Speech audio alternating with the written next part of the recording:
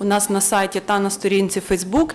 І ми вже зараз починаємо. To remind you that you can look our agenda up at sites and on our Facebook page. We are approaching the 26th of October. CHESNO movement analyzed the candidates for the snap election and CHESNO movement. The people are prepared to present the most dangerous MPs who voted for the dictatorship laws on the 16th of January last year, and we'll have Tatiana Borzylo.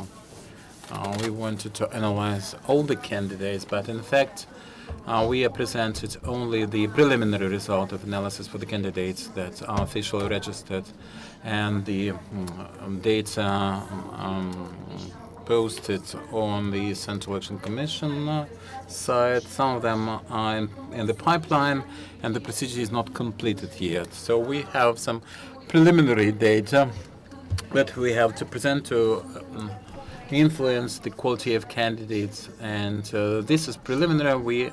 This is to be updated. We analyzed the candidates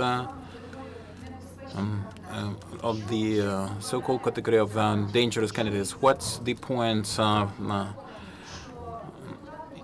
in our book? For the 8th Parliament, we are sure that there should be no corruption in the Parliament, so we analyze public data from journalist investigations, and we would like to analyze all the candidates, independent or supported by some political parties. We analyze the candidates who their votes on the 16th of January this year supported the Shevchenko dictatorship laws that should not be present in our next parliament, but the context is broader than such figures. Today we're making an open approach to all the political forces. Purging illustration is very much in demand. Different communities are preparing for that, are proposing that. So our point is to get purged, to clean up the party lists and the single mandate constituency lists, and get rid of at least those people who are the most odious and most unacceptable for the society. Responsibility for the next parliament and its decisions and the conflict resolution in the east of Ukraine. The exit from the economic crisis will depend on the people who will be in the next parliament. So responsibility for the people who are leading all the society now is rests with the political leaders. So we are calling upon political leaders, please look it up and visit our monitoring results. CHESNO movement are not presenting at this point the most odious or least prudent parties. It is impossible from the point of view of feasibility. We have analyzed the diligence and prudence of candidates and started last year. We decided that it is very difficult to prove corruption of the most odious politicians because internet is available for cleaning up. The archives burn with the journalist investigations, with all the issues of the newspaper or any periodical. So it is very difficult to identify who is the worst one.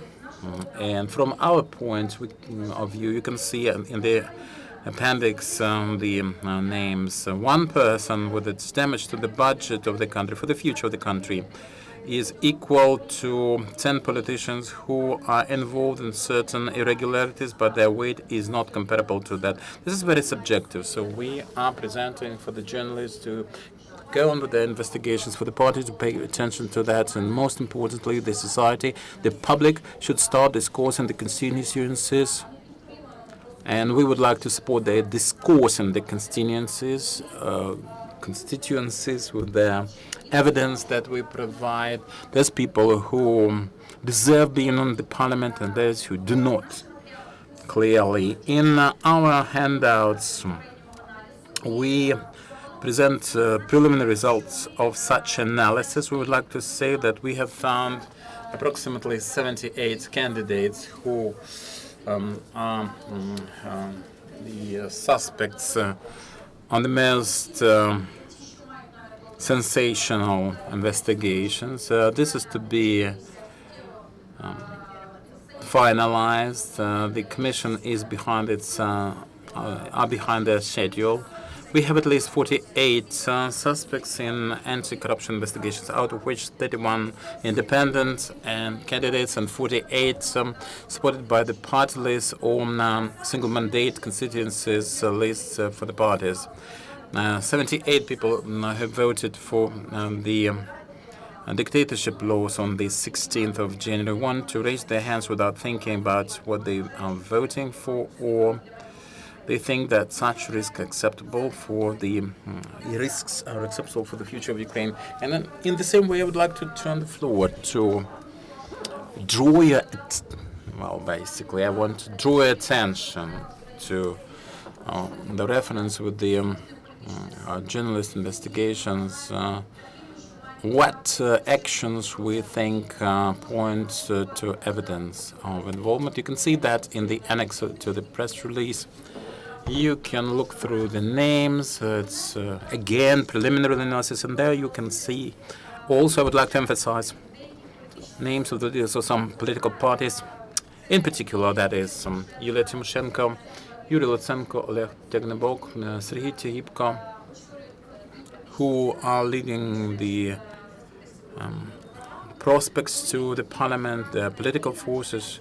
They are suspects under different journalists' files, and that includes corruption and other abuse. This is a suspicion, this is an allegation. Those are controversial figures. It's very difficult to judge them because some of them were subjected to political prosecution. Some of the materials against them were fabricated. So we are just pointing to the availability of such materials, but we cannot put up with it. These are political forces, especially those who were in the Maidan in that time, and people who said that in no case, under no circumstances that they would vote for the dictatorship. I would like to turn the floor to Taras Shevchenko from CHESNO movement. He is a lawyer, and he will discuss the risks of the aforementioned laws and the potential threats on the list, on the party lists. Thank you very much. And I would like to say again that CHESNO movement is calling upon all the political forces, please purge your lists. That's the message. And demonstrate new approaches to new quality of Ukrainian politics. As Ina mentioned, CHESNO movement analyzed just the data available at this point because registration is ongoing and there are no final lists, so we cannot finalize our presentment here. With the number of people in breach, that should be further clarified. Now, there's people who voted for the 16th January laws, 56 MPs who voted for such laws then and want to be in the parliament again. This number is going to grow because the majority of such people understand that it is so difficult to be elected. They want to be independent, so to speak. Registration, as I said, is ongoing. Why CHESNO movement decided to take as one of the criteria of inadmissibility voting for the aforementioned laws. This is some information on involvement in corruption. As a lawyer, I would like to draw attention to the fact that we, in the handouts that you will receive, just provide links, reference to preliminary examinations. We would like you to look through the text and draw your own conclusions on the admissibility of such candidates if they stay on the lists. The dictatorship laws, the second factor, the 16th of January laws were one of the most despicable facts, and when criminal responsibility for liable for extremist actions without any definition, anything could fall on it. Ties in your booth and some petrol in the tanks instead of in extra tanks, and at least $1 from abroad received was enough in terms of evidence. So this is now for the presidential election that was prepared for the first time. The laws were adopted without any proper voting, without any proper counting. It was by raising of hand, as you remember well. I think, in our opinion, this fact is a purging fact for the Ukrainian politics. People whose votes were under the laws of the 16th of January could not and should not come back to the parliament again. They should not come to politics and be admitted in politics. Now about the actual names. You have this annex. Ці депутати, які голосували за закони 16 січня. Найбільше їх в комуністичній партії, що зрозуміло, це і Семененко, і Мартинюк, Цибенко, Алєксєєв, Гордієнко, Мармазов та інші. Власне, 12 осіб в списках комуністичної партії рух «ЧЕСНО» знайшов з тих, хто голосували за диктаторські закони. На другому місці сильна Україна, яка частково є спадкоємцем партії регіонів, тобто ті депутати, які були в партії регіонів і голосували, вони частково потрапили до сильної України. Це і Сергій Тігіпко, Світлана Фабрикант, Лариса Мельничук, Олександр Волков та інші. Список ми вам роздали. Всього, відповідно, від сильної України, це 9 чинних депутатів, які ми знайшли в списках, що голосували за закони, і ми закликаємо очиститись і виключити цих депутатів із списків. Найбільше – це самовисуванці. Як я сказав, депутати, розуміючи складність голосування по спискам, ідуть самовисуванцями, але ми так само підозрюємо, що по частині самовисуванців вони мають політичну підтримку від тих чи інших партій. Рух «ЧЕСНО» буде ще детальніше аналізувати картину, коли вона буде трошки яснішою, зареєструються всі кандидати, оскільки на сьогодні вже є чіткі підозри, що окремі кандидати, проти них від провідних партій висуваються завідомо слабкі, завідомо непрохідні особи для того, щоб сприяти цим кандидатам бути лідерами виборчих перегонів. Тобто там, де неможлива публічна підтримка, ми бачимо картину непублічної підтримки через невисунення сильних кандидатів на округи, тобто через свідоме, на нашу думку, висунення непрохідних кандидатів. Тобто серед самовисуванців великий список: Грушевський, Струк, Мошельник, Ільюк, Жук, Гержов, Ківалов, Клімов та інші. Рух «ЧЕСНО» вважає, що ті депутати, які голосували за закони 16 січня, не гідні балотуватись до Верховної Ради і не гідні бути депутатами. Окремо хочу сказати про потенційного кандидата Владислава Трошенко.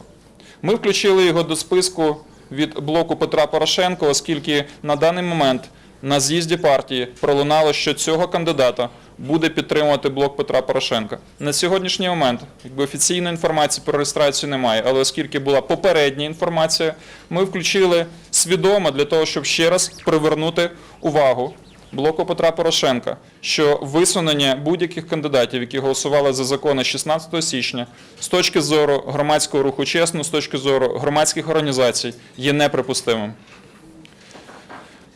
Крім того, якщо можна, підсумую.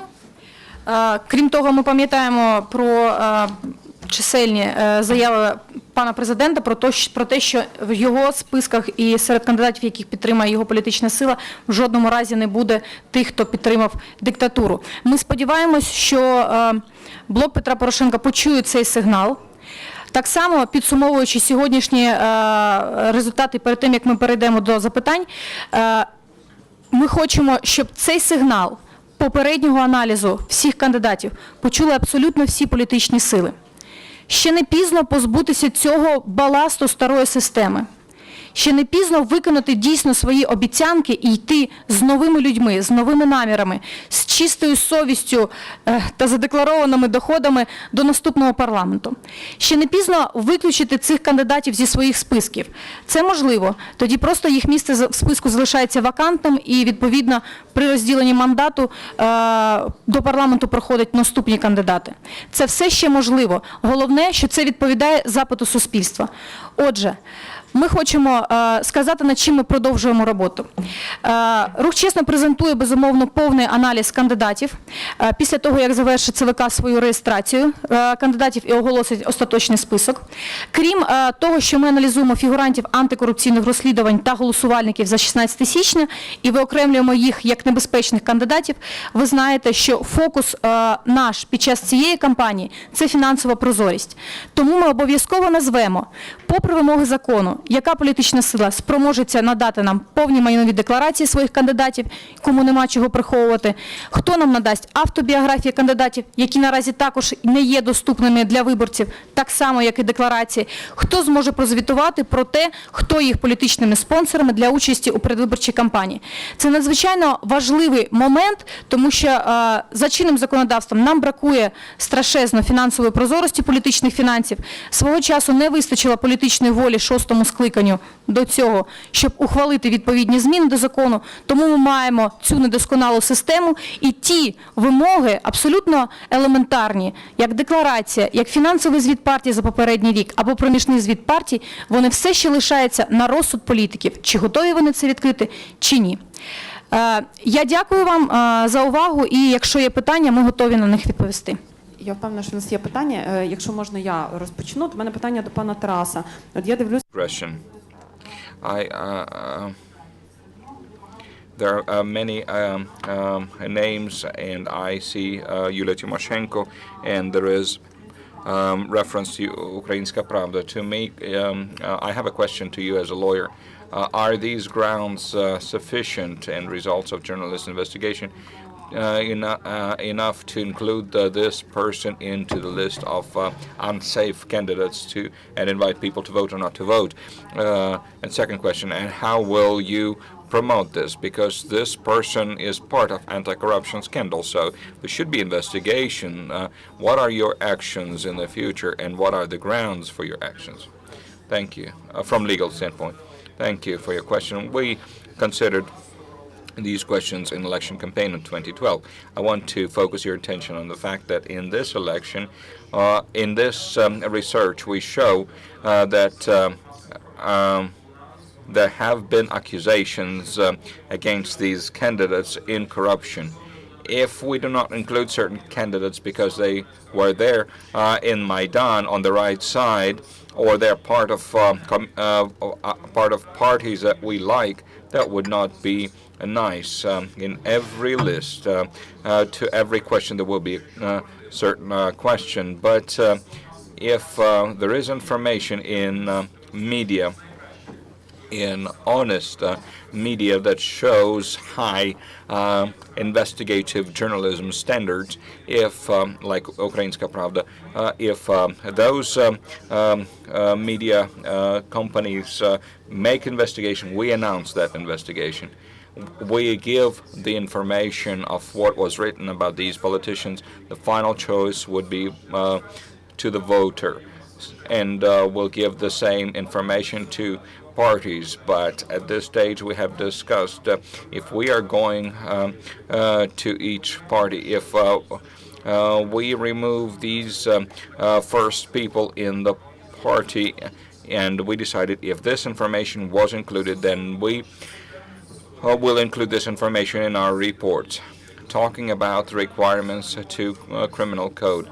Criminal code always has announcement in media as grounds to start criminal case, but it's a choice of law enforcement. we are telling them that these candidates are not safe. We make our assessment. And we say that according to our criteria that are previously announced and very clear, that candidates that were investigated by leading journalists from Svidomo, Transparency International, Mirror of the Week, and Ukrainska Pravda and others, they have investigated, so we announced these people in Annex number 1 as unsafe candidates. We are not saying that they're corrupt. We are not saying that they're criminals.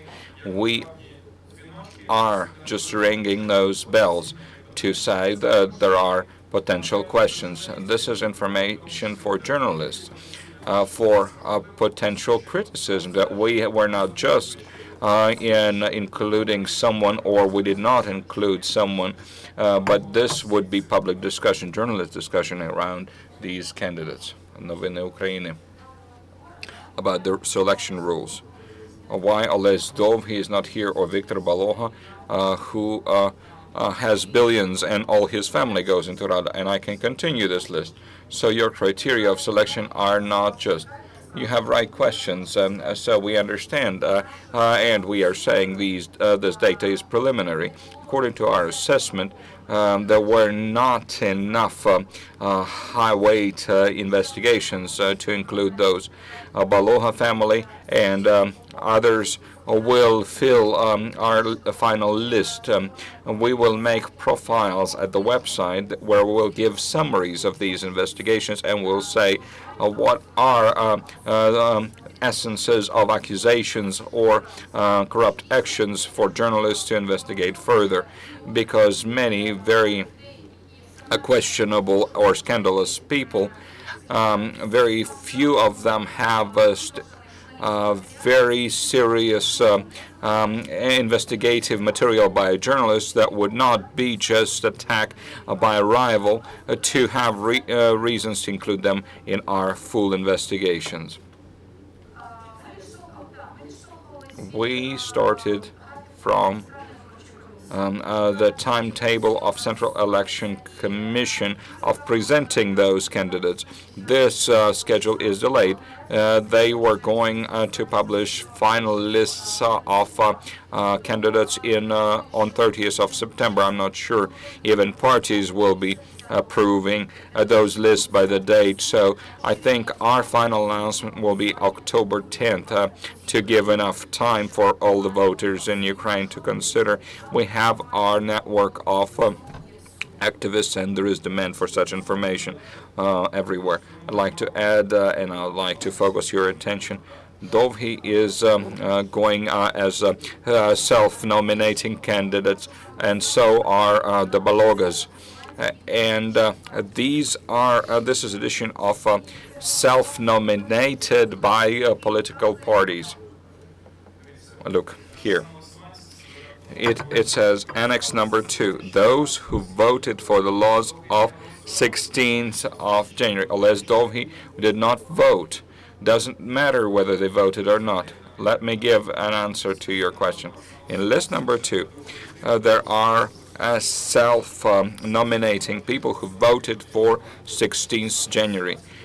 So the reason is that at this time we first address parties to influence their lists while this is possible. Addressing self-nominating candidates, don't nominate yourself. It's not reasonable, and it's hard to study every self-nominated candidate at this time. So we give a press conference now to give information to the parties and call parties to stop nominating those people. And we also refer to our CHESNO. This is an honesty meter device that we have applied in 2012 elections. And the tools that we applied in 2012 have disappeared because a lot of information was deleted, and we had to search for it again, make copies, and submit it again. So to make this full analysis in high quality was not possible in this short time. So we had to analyze a lot of information. Yes, you have a lot of information to analyze, and very few people can you involve general public if they discovered, for example, journalist investigation at resource that you trust, can they make a reference because there was huge amount of information on Mr. Dovhi. Yes, CHESNO movement has always accepted information from the outside. You can publish information at the website. There is address open, but at the same time, all information, whether we find it ourselves or it was directed at us, it goes through legal check. And if the sources are doubtful, if these are questionable website, then it will not go through a legal scrutiny. There were many questions about 2012 elections. Yes, so many people are speaking wrongly about these people, these candidates, but we don't have legal grounds. We need to delete this information. But on the names you mentioned, we have enough sources to include them. It's just will take time. This part at our website will appear in October. It will be CHESNometer of 2014. If you submit to us something that we have not included, then we hope that this discussion about local princes who build their own small castles and they rule their own territories, but on local scale, will have enough information with your support so society will know about these questionable people and they would not support them. I would like to add one phrase. If CHESNO failed to include anybody on the villains list, it does not mean that they are all honest. There are new people who are not so well known, especially to the journalists. And we have to dig up further, and I think something will unsurface. Liga Irina Shevchenko, about these people who are not included. Mr. Hrashkovsky, number one on Tapka's list. More than enough material on this person. Unfortunately, on our site, on the side of the Central Election Commission, there's no list of Silna Ukraina, Strong Ukraine. So, Mr. Hrashkovsky, we have Taras. That was the personality that we did not get through the filter because we had no grounds for that. I would like to explain because there are no official data and not enough time to collect reliable information. Speaking of Strong Ukraine, all the party lists, it's all about the effective MPs still in the parliament. We can change the information in a day or two, maybe today even. It's the lack of time that explains everything. And even for the preliminary data, it's all preliminary, and to a large extent, it's all based on the CHESNometer of 2013, because since we had this, when we first presented the lists, we've had very little time. One very short question, please. Vasil Kurus, Ukrainian Orthodox Church, Kyiv Patriarchate. This is from all the Ukrainian people. Why Batkivshchina split? Did they decide to split for the front of change to get through, People's Front as it's called now, or to avoid unnecessary clashes for the future like it happened after the election of President Yushchenko? This is a very good question to participants of the respective factions or teams for the election. We should ask them that you should do that. All the Ukrainian people, more transparency, more accountability for the explanations, and they should present their reasoning. This has little or nothing to do with the point of this presentation. Please follow our site. We're going just to add new names to that and continue our dialogue with the political parties to get information on their candidates and review the list of candidates. Whatever the division, they will be all under the very close observation. How about bribing the voters? Are you going to follow that, to monitor bribing of the voters this time? Thank you very much for your question.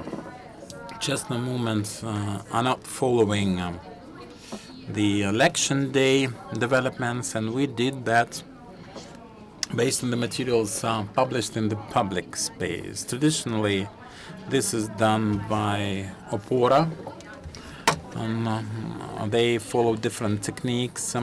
This is the civil network. Direct bribing, indirect bribing, according to our anticipations and forecast, what we see in the constituencies, there will be considerable amount of votes, especially in the central Ukraine, that wasn't influenced by the bloody events of Maidan. Traditionally, they will bribe voters, and we risk to get people's deputies of that sort, of that undesirable sort next time. As soon as we have public information, we analyze that and add to the profiles of specific MPs. And this is done by the Civil Society Opora Committee of Voters of Ukraine.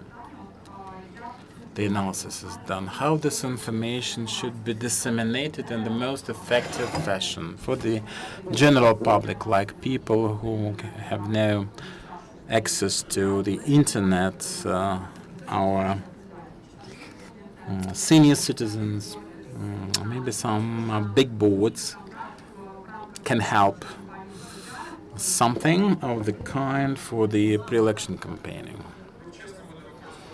CHESNO movement will use all the available means, press conferences, communication with journalists. In fact, journalists, the mass media, in the first place responsible for informing the voters, and their main responsibility before the viewership and readership and their listeners. There's some information that is used against the opponents, but some such information is truthful and corroborates on what we supply, and we will call upon all the players, all the actors for the open dialogue. We will we'll summon them to make their operations transparent. We have no resources like the leading political forces. In addition to that, I would like to say that from the point of view of the election legislation, we are not calling directly upon people, preventing them from voting for some personalities. We are there to provide objective information. We cannot present big boards with the demotivators. And as a civil society organization, we do everything around the clock, everything we can. We have the network of our support people who are interested in information in all the regions of Ukraine. What we have unlike 2012 is the event of Autumn Bomb Maidan, almost in every region. In the regions, in the field, we are in close cooperation with the local communities of Euro Maidans, communities that are affiliated with mobile information groups of local Automaidans. They go into the field where there's no internet penetration. They explain the threats of the 16th of January this year, what corruption means, who's involved in corruption. We have no chance this time for another mistake. It is not approvable. Thank you very much. I hope that journalists will disseminate this information. We have some materials. The handouts can be picked up here at the registration desk. Thank you very much. Now, next briefing will start now.